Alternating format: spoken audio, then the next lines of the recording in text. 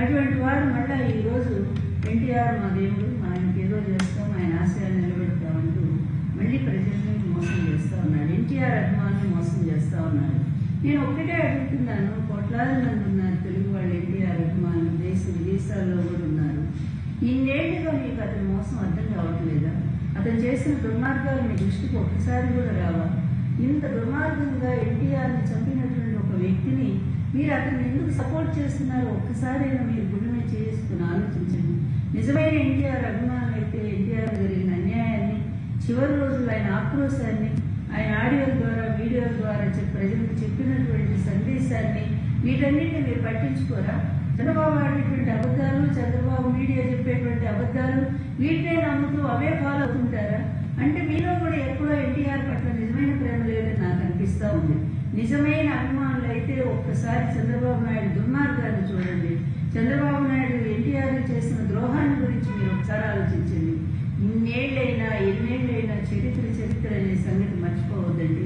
ఎందుకంటే చరిత్ర ఎప్పుడో రాజుల చరిత్రలో వాళ్ళ తండ్రులను చంపిన వైనాలు, లేదా అన్నదమ్ములను చంపినటువంటి వైనాలు, వాళ్ళు ఏ విధంగా రాజ్యానికి వచ్చినటువంటి మరి రక్త చరిత్రలన్నీ కూడా ఇప్పటికీ మనం చదువుకుంటున్నాం కదా, ఇప్పటికీ చెప్పుకుంటున్నాం కదా.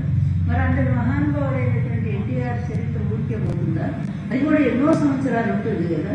ఆ చరిత్రలో రక్తమార్కు ఎవరిదంటే మరి అది చంద్రబాబు నాయుడు కదా. రక్తమార్కును సృష్టించి మళ్ళీ ఏం ఎరగినట్టుగా నాటకం ఆడుతూ ఈ విధంగా ఎప్పటికంటే ప్రజలను మోసం చేస్తూ వస్తున్నటువంటి చంద్రబాబు నాయుడు దుర్మార్గాలు కనీసం ఈ ఎన్టీఆర్ గారి వర్ధంతి రోజైనా, 30వ వర్ధంతి రోజైనా మీరు ఎన్టీఆర్ నిజమైన అభిమానులు ఆలోచించండి. ఒకసారి దయచేసి ఆలోచించండి. చివరి క్షణాల్లో ఆయన ఎంత దుఃఖపడ్డారో, తనకు జరిగిన అవమానానికి ఎంత విలపించారో, వచ్చిన అభిమానులందరి దగ్గర ఎంత ఆవేదన వెలిబుచ్చారో. ఈ దుర్మార్గుడు, ఈ వెన్నుపోటుదారుడు, ఈ కుట్రదారుడు, మరి ఇటువంటి నీచుడు నా అల్లుడని చెప్పుకోవడానికి కూడా నేను సిగ్గుపడుతున్నాను. నమ్మి నా పిల్లనిచ్చి పెళ్లి చేస్తే నా గొంతు కోశాడు. చివరికి నేను వ్యవస్థాపక అధ్యక్షుడి, నన్ను పార్టీ అధ్యక్ష పదవి నుంచి తొలగించాడు.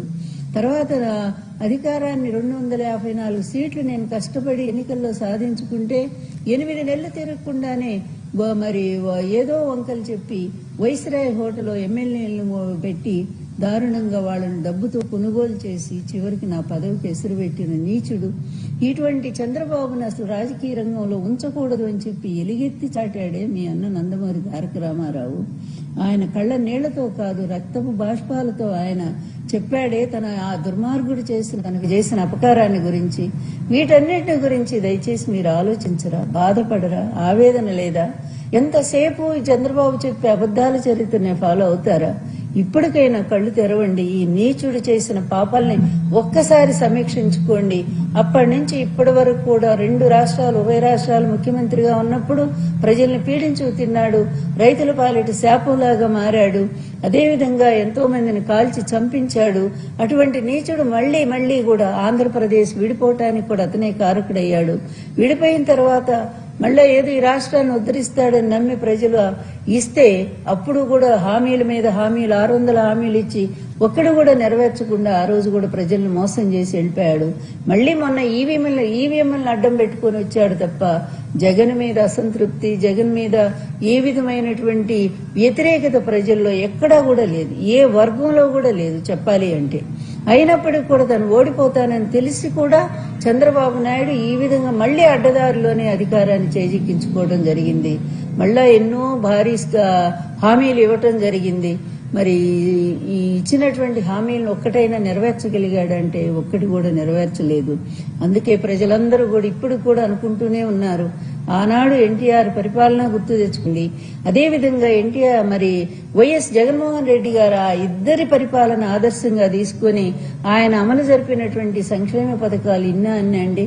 భారతదేశంలో నేను చెప్తున్నానండి, ఈ రోజున్న ప్రముఖమైనటువంటి వ్యక్తుల్లో నిజంగా ఆయన నంబర్ 1లో ఒకవేళ మోడీ గారు ఉంటే ఉన్నారేమో, నాకైతే తెలియదు. కానీ అంత పవర్ఫుల్ ప్లేస్ లో ఈరోజు జగన్మోహన్ రెడ్డి గారు ఉన్నారు. ఎందుకంటే ఇచ్చిన మాట కట్టుబడి ప్రజలకు ఏవైతే హామీలు ఇచ్చారో వాటన్నిటినీ కూడా 99% అమలు చేసిన ఏకైక వ్యక్తి జగన్మోహన్ రెడ్డి గారు అనేది ప్రజలందరూ కూడా గుర్తించారు.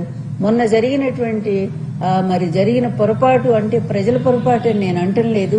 ఈవీఎంల ద్వారా జరిగినటువంటి ఆ మోసాన్ని గ్రహించారు ప్రజలు. వాటిని సరిదిద్దుకోవటానికి నెక్స్ట్ వాటిని ఎదుర్కోవటానికి మళ్ళీ ఆ మోసమే జరిగితే వాటిని ఎదుర్కోవటానికి ప్రజలందరూ కూడా యుద్ధం చేయటానికి కూడా సిద్ధంగా ఉన్నారు. ఏ విధంగానైనా సరే మళ్ళీ ఈ మోసాన్ని అంతా కూడా వాళ్ళు మరి అడ్డుకొని మళ్ళీ జగన్మోహన్ రెడ్డి గారిని అధికారంలో తెచ్చుకోవాలనే ఒక కృత నిశ్చయంతో ఈ రోజు ప్రజలందరూ కూడా ఎదురు చూస్తున్నారు. ప్రతి వర్గం ప్రతి వర్గం కూడా అల్లాడిపోతా ఉన్నారు. ఎవరికి పండగలు లేవు, ఏమీ లేవు. ఈవీఎంల పేరుతో ఈవెంట్ల పేరుతో రాష్ట్రాన్ని తప్పుదారి పట్టిస్తా పిచ్చి పిచ్చి జూదాలు కోళ్ల పందాల రూపంలో వాళ్ళు చేస్తున్నంత ఏంటండి, రికార్డింగ్ డాన్స్లా, అర్ధనగ్న దృశ్యాల, అదే జూదాల, పేకాట్ల, తర్వాత తాగుడు అక్కడ పెట్టి తాగుడు క్లబ్బుల, ఇన్ని రకాలుగా రాష్ట్రాన్ని ధ్వంసం చేసి పడేస్తా ఉన్నారే. అట్లాగే విశాఖపట్నం, నిజంగా విశాఖపట్నం అంటే మనకి ఎంత ఫేమస్ అండి. మహానగరాల్లో ఒకటిగా రూపొందాల్సినటువంటి విశాఖ నగరాన్ని జగన్ గారి హయాంలో ఎంత అందంగా తీర్చిదిద్దారు, దాన్ని ఎంత సుందరంగా తీర్చిదిద్దారు. అలాంటి విశాఖ బీచ్ని ఇప్పుడంతా కూడా డ్యాన్సులా, లేకపోతే ఏదో ఫెస్టివల్, విశాఖ బీచ్ ఫెస్టివల్ పేరుతో పిచ్చి పిచ్చి అన్న అసభ్యమైన దృశ్యాలకి అక్కడ ఆలవాలం చేస్తా ఉన్నారా? ఈ తండ్రి కొడుకులు వచ్చి ఏం చేస్తున్నారు? ఒకవైపేమో ఈ భూములన్నీ కూడా 90 పైసలకి రూపాయికి ఇచ్చేసి మొత్తం దాని ద్వారా వచ్చే కమిషన్లన్నీ కూడా లక్షల కోట్లు, మళ్లీ వాటన్నిటిని కూడా మూటలు కట్టుకుని దొంగల్లాగా ప్రజల సొమ్మును దోపిడీ చేసుకుని ఈ రోజు వెళ్లిపోయి ఎక్కడో ఈ దేశంలో పెట్టరు, మళ్ళా పెట్టుబడులు ఈ రాష్ట్రంలో పెట్టరు. పెడితే కనీసం కొంత ప్రజలన్నీ బాగుపడతారు కదా. అటు కాదు, ఎక్కడో ఉండే పక్క దేశాల్లో పెట్టుకుంటారు.